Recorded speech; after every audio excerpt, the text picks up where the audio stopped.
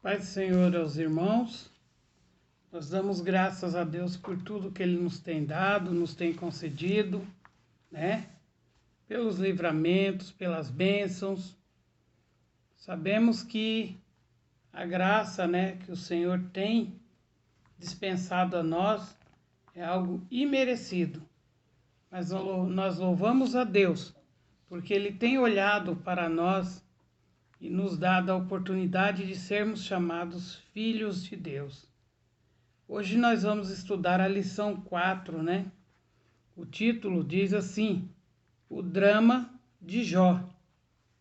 O textuário diz o seguinte: E disse: Nu saí do ventre de minha mãe, e nu tornarei para lá.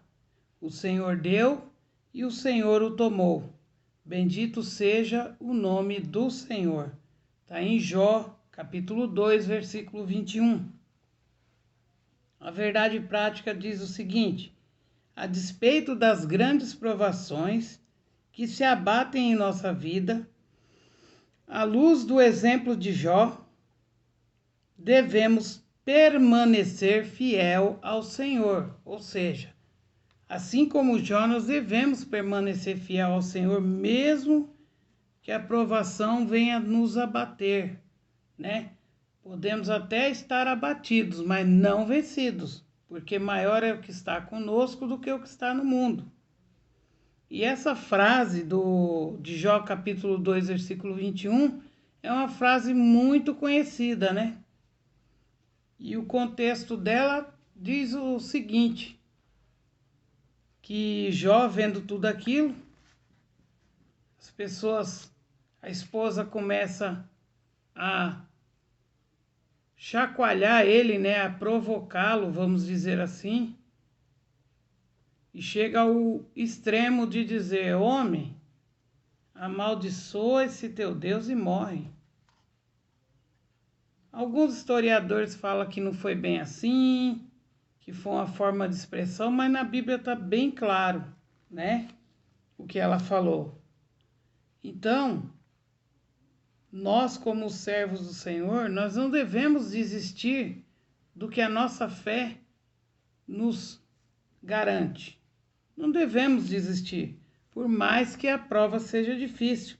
E Jó, numa sabedoria intensa, né? Uma sabedoria imensa, ele diz assim: Nu saí do ventre da minha mãe e nu tornarei para lá. Ou seja, quando a gente nasce, a gente não tem nada. E quando a gente morrer, a gente não leva nada. Algumas pessoas costumam dizer que até a roupa que é colocada no nosso corpo é os outros que escolhem.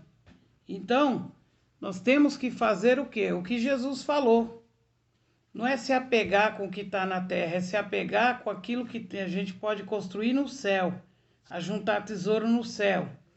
O que o Senhor nos der aqui, para que nós tenhamos uma vida sossegada, uma vida boa, amém.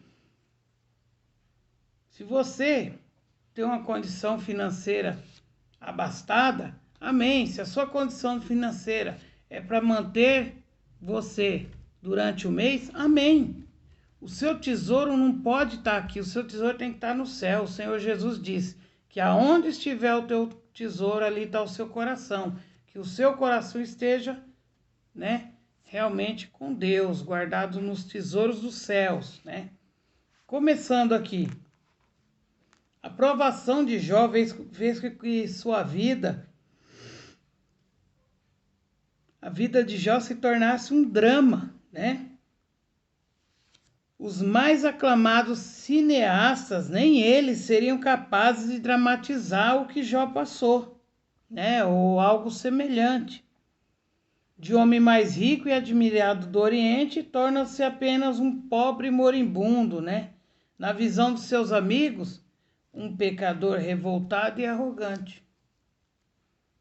Ou seja, de uma vida abastada, onde ele fazia a sua função como servo de Deus. Ele era piedoso, fraternalmente estruturado, ou seja, dispensava um amor por todas as pessoas, respeito. ele mergulha num mar de calamidade. De repente, desmorona tudo. Então, nós vamos refletir sobre como Jó reagiu e tudo isso é o objetivo dessa lição, né? Esse é o objetivo. No primeiro tópico, a tragédia de natureza econômica, né? Primeiro subtópico, o sucesso na esfera comercial. Jó era o maior de todos no Oriente, né? Ou seja, está lá em Jó, capítulo 1, versículo 3. O respeito, a admiração, riqueza e a prosperidade dele contribuíram para a construção dessa imagem, né? O autor destaca riqueza e prosperidade de Jó, medidas pela grande quantidade de animais e servos a serviço dele. O comércio e a atividade de campo eram suas principais atividades, né?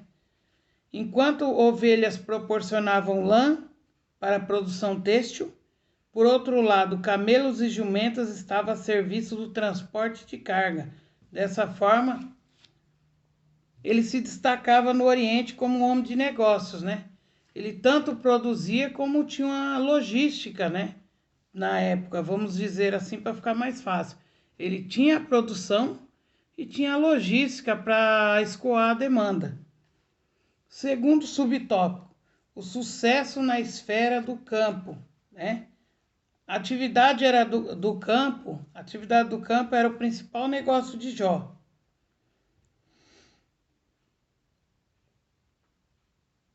Ele tinha tantas juntas de bois ao seu serviço, isso demonstra que ele era um agricultor que possuía grande extensão de terra e não era nômade. Alguns estudiosos supõem isso, mas Jó não era nômade, porque para ser nômade com o que ele tinha não teria condições, né?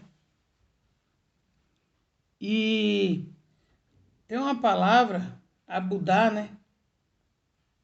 Que é encontrada somente em Jó e em Gênesis capítulo 26, versículo 14, que é referência direta ao lavoura e cultivo da terra, né? Ou seja, os bois, as ovelhas, elas ofereciam proteína animal, né? Além de couro e lã, também a proteína, a carne. As ovelhas, juntamente com as jumentas, também alimentavam a produção de laticínio, ou seja, leites, queijos.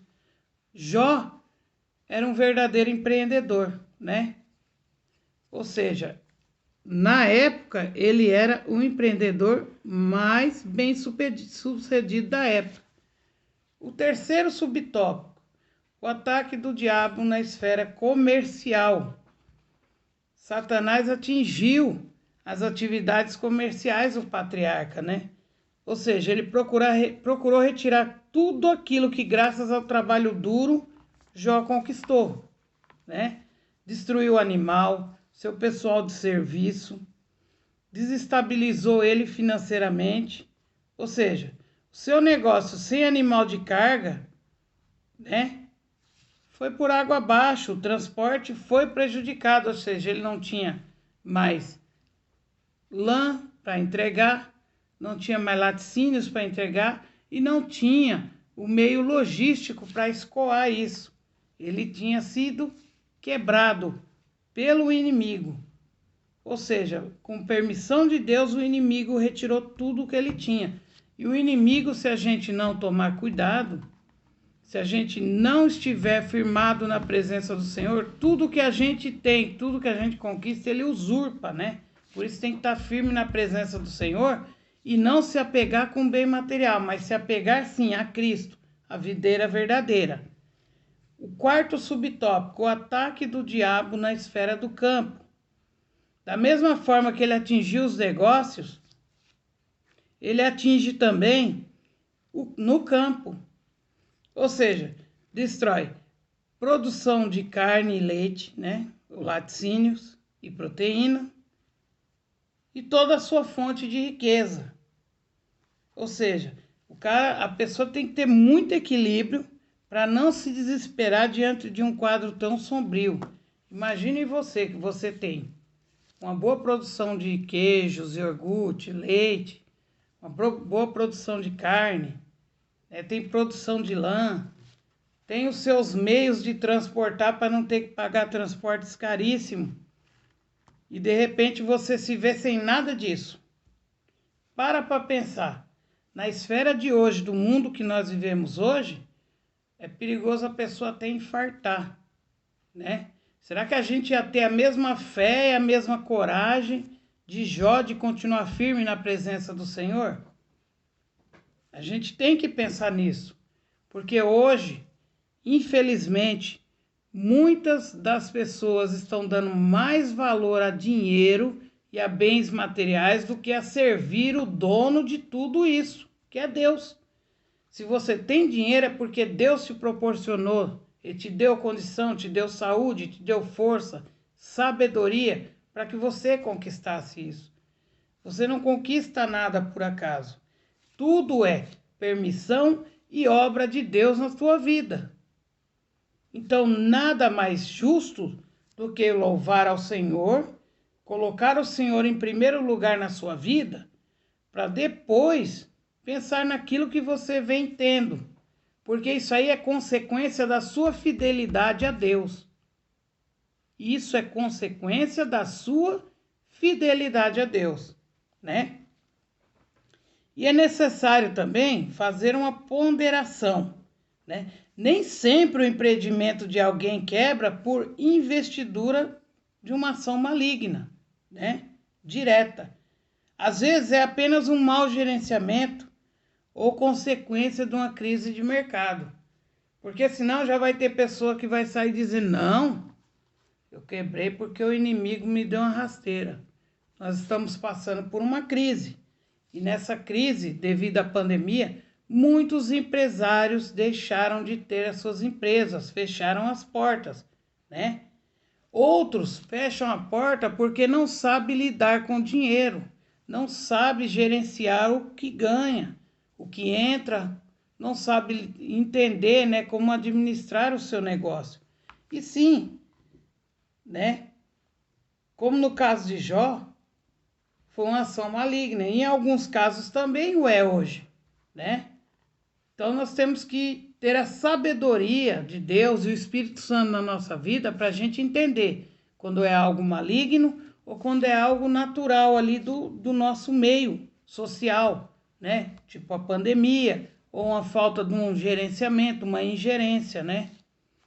E interessante que no caso de Jó, o sofrimento dele era multifacetado. O que quer dizer? Tinha várias faces, né?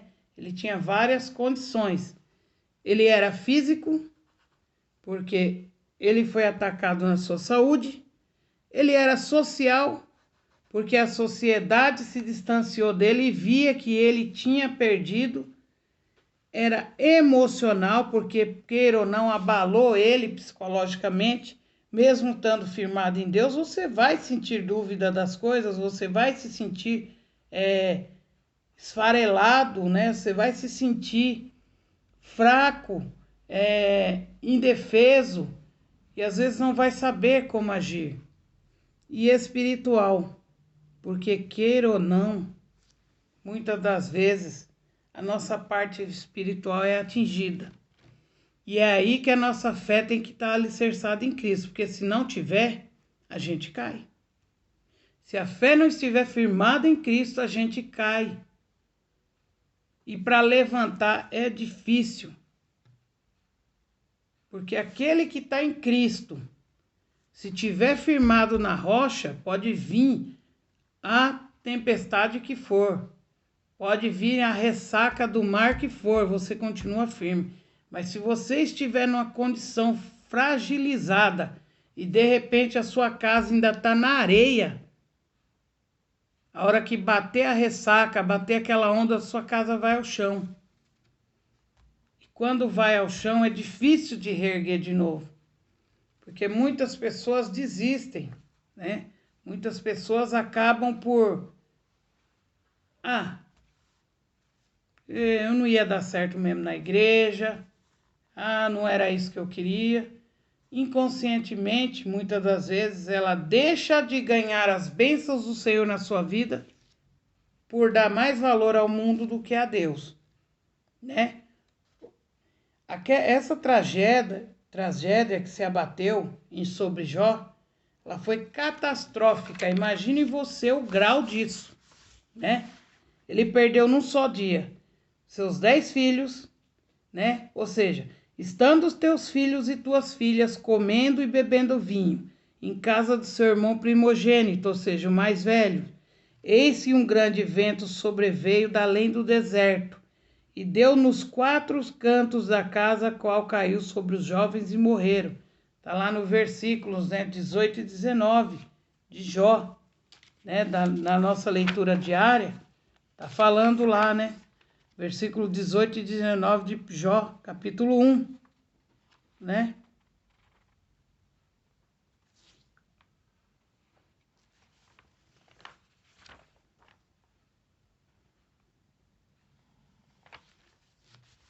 E aí a gente vê como é complicado. A coisa maligna foi tão forte que esse vento, ele arrancou as 4 colunas principais da casa e fez a casa descer, igual quando há a implosão de um prédio. Desceu tudo em cima de quem estava lá dentro e não sobrou ninguém. Em todos os casos, só sobrou um para entregar o recado a Jó, né?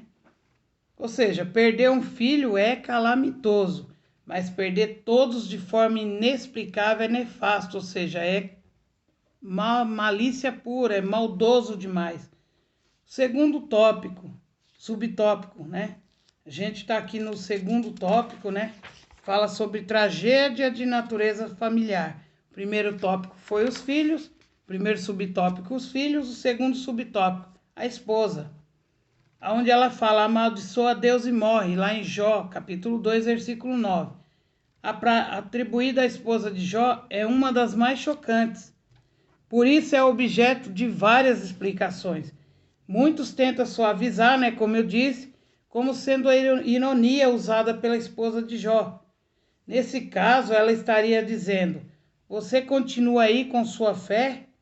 Enquanto tudo desmorona à sua volta, por que tudo isso? Deixa de lutar por isso e aceita a morte, né? Mas nós sabemos que não é isso, né? Esse tipo de explicação não cabe aqui, porque ela afirma, é uma afirmação, isso não é, né, de fato nenhum modo irônico de se dizer.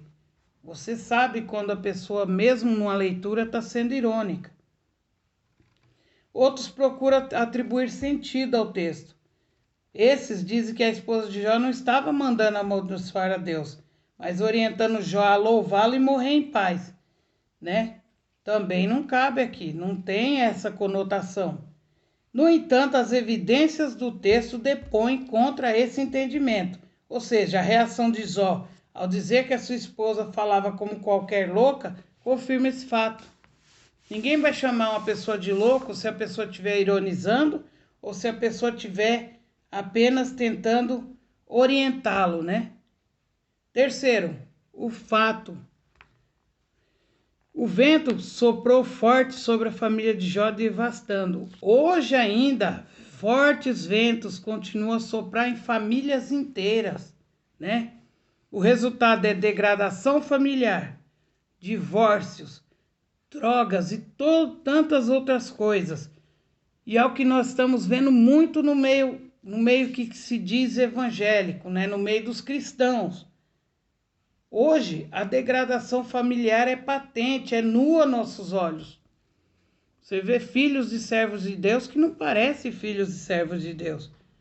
Você vê pessoas importantes da congregação que deveriam dar exemplo, obreiros, ministros da palavra de Deus, se divorciando como se fosse a coisa mais normal do mundo.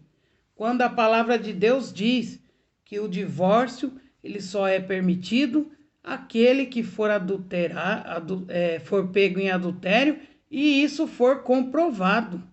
Não é simplesmente eu sei que ela adulterou, eu sei que ele adulterou. Não. Olha, tá aqui, adulterou, eu tenho a prova, tá aqui o ônus da prova, tá? Porque quem acusa Tem que provar. Drogas entrando no meio de famílias cristãs. Quando eu digo drogas, é no modo geral, é o alcoolismo, é os opiáceos, né, que é cocaína, crack, LSD, né? Aquelas drogas todas, maconha, êxtase, né? Ponto. Todas essas drogas estão entrando dentro da família cristã e as pessoas estão como se fosse a coisa mais normal, em vez de buscar a Deus, de pôr a vida, né, na presença do Senhor. Em Oséias, se não me engano, Oséias 3:6, né?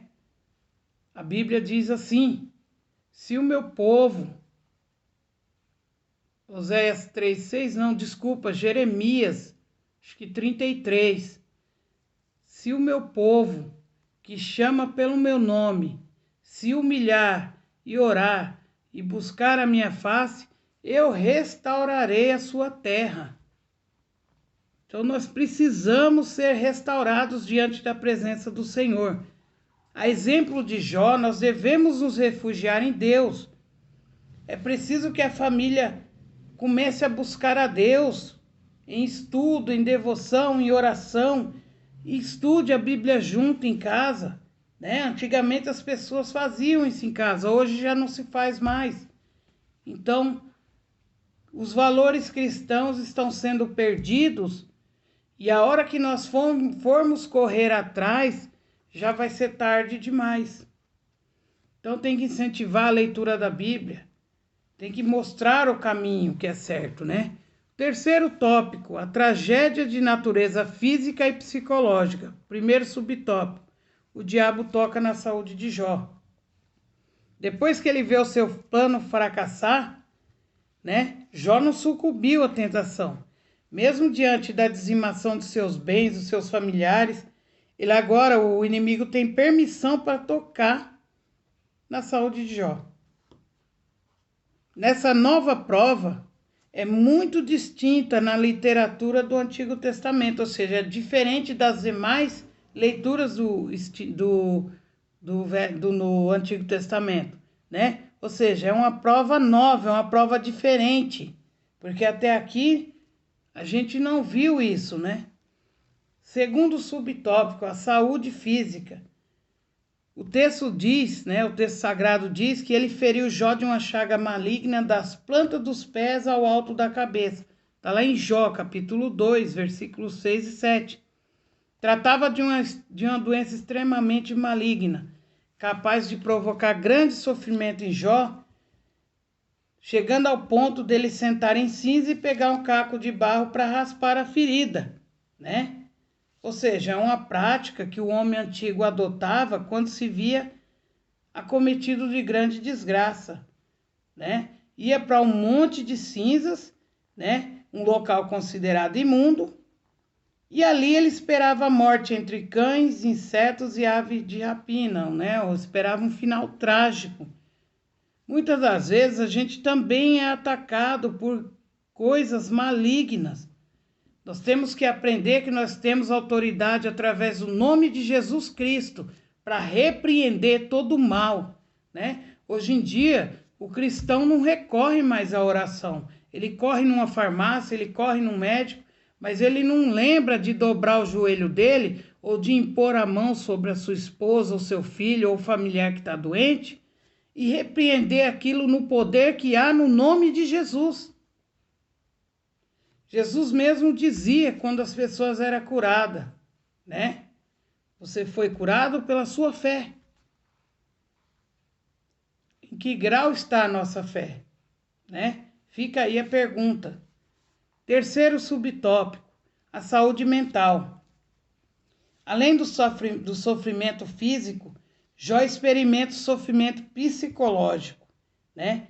Não há nada no texto que nos permita dizer que ele entrou em depressão. Não tem nada no texto, não tem pistas de que diga que, Jó se deprimiu, né? Mas ele passou por uma grande tensão psicológica, isso é claro. Não tem como não ter passado por uma tensão psicológica na situação que ele estava. Qualquer um de nós sabemos que isso gera uma pressão psicológica muito grande, né? Há vários textos no corpo do livro que permite fazer essa dedução, né? Mas já no início da sua fala é possível perceber esse fato, ou seja, a tensão psicológica. Está lá em Jó, capítulo 3, versículo 1 até o 14, né? Onde Jó descreve, né, a sua situação.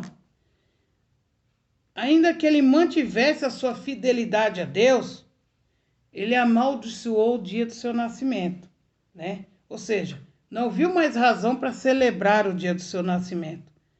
Isso só acontece com uma pessoa debaixo de uma pressão psicológica muito grande para chegar a tal ponto. Chegar ao ponto de você, olha, o dia do meu nascimento eu quero esquecer, não existe mais. Eu amaldiçoo esse dia. Para uma pessoa chegar nisso, a pressão, a tensão psicológica tem que ser extrema, né? Mas até nesse momento, nós sabemos que a poderosa mão do Senhor estava sobre ele. Nós também passamos por momentos de tensão, de pressão psicológica. E nesses momentos, a única coisa que vai nos valer é Cristo. Não adianta recorrer a psicólogo, não adianta recorrer a terapeuta. Não estou dizendo que você não deve fazer isso, tá? O Senhor deixou eles aí para isso. Mas haverá situações que eles não vão resolver. Quem vai resolver é Cristo. É você pondo seu joelho no chão, dobrando o seu joelho e buscando ao Senhor.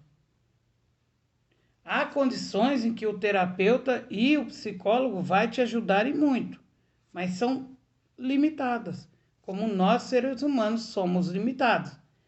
Haverá coisas que só o Senhor Deus. Para concluirmos, né, já agradecendo a sua dedicação e o empenho em nos assistir e ouvir essa mensagem da parte de Deus, né, nós vimos o drama de Jó. Foi provado de forma dura no seu trabalho, família e saúde. Quem nunca, né? Somente um homem com uma fé inabalável mantém sua lucidez diante de tantas catástrofes. Somente o Senhor pode manter o fiel de pé diante das calamidades dessa natureza. Somente o Senhor pode manter o fiel de pé diante de calamidades dessa natureza. O diabo chegou ao ponto máximo de pressão contra Jó, mas não conseguiu executar o seu intento. O patriarca permaneceu de pé diante da provação. Só frisando, o patriarca permaneceu de pé diante da provação, porque o Senhor o manteve de pé. Então, confia no Senhor teu Deus. As boas mãos do Senhor estão sobre você. Independente da situação que você esteja passando, essa situação vai passar. Assim como o povo precisou atravessar um deserto para chegar na terra prometida, o céu, conforme Cristo deixou bem claro, ele é ganhado à força, ele é tomado à força. Então, se você tem prova, se você tem luta, glorifique e exalte o nome do Senhor e creia que o Senhor está te sustentando nas mãos dele. E tenha certeza, você está no caminho certo. Porque aquele que não tem prova, aquele que a vida é um eba-eba, me perdoe, irmão, mas pela palavra, tá? Não está seguindo a Cristo, não está no caminho certo, porque Cristo mesmo disse, no mundo tereis aflições, mas tende bom ânimo, eu venci o mundo e vós também vencereis. Por que nós teremos aflições? Porque nós seguimos a Cristo, e Cristo, enquanto esteve nessa terra, foi perseguido, foi flagelado, foi, muito maltratado. Por quê? Porque ele veio trazer as boas novas de salvação e o povo não queria aceitar. Então, neste momento, eu te digo, continua firme na presença do Senhor. Que Deus em Cristo Jesus vos abençoe. Fiquem todos na paz do Senhor Jesus.